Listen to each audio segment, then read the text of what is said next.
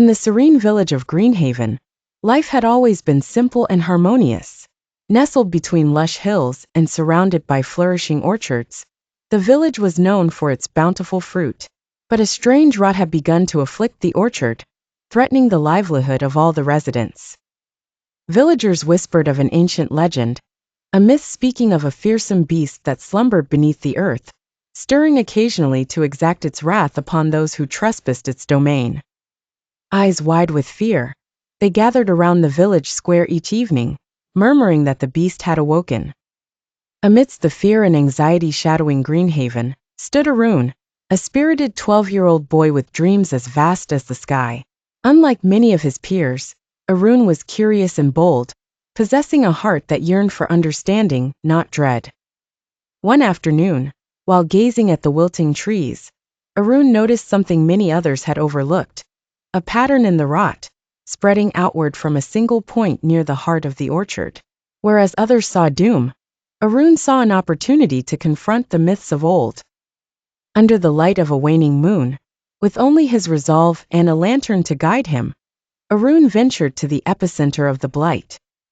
Digging through the dense earth, spurred on by an inexplicable pull, he unearthed a sight both wondrous and terrifying, a cavern revealing the torso of the legendary beast. Yet, the creature that greeted him wasn't a malevolent monster, but a colossal entity of rock and root, alive yet gasping for breath. It became clear that the orchard's roots had entangled with its corporeal form, piercing and constricting its life force. The creature's eyes, ancient and wise, met Arun's with a silent plea, weaving a connection beyond the spoken word. Arun realized the truth at that moment.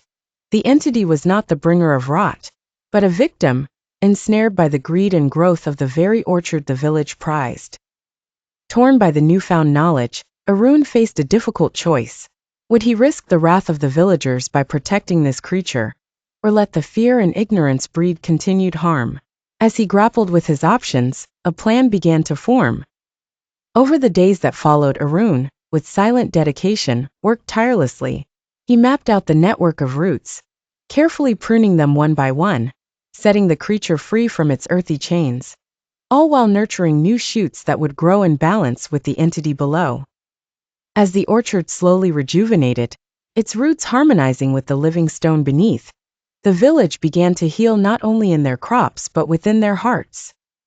Arun spoke not of his knightly exploits, for he knew the truth was not his alone to share, but a sacred bond forged between him and the beast.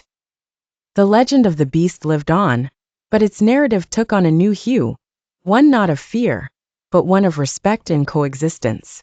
Arun learned that evening in the orchard a crucial lesson, that myths are not just tales of yore but bridges to understanding between past and present.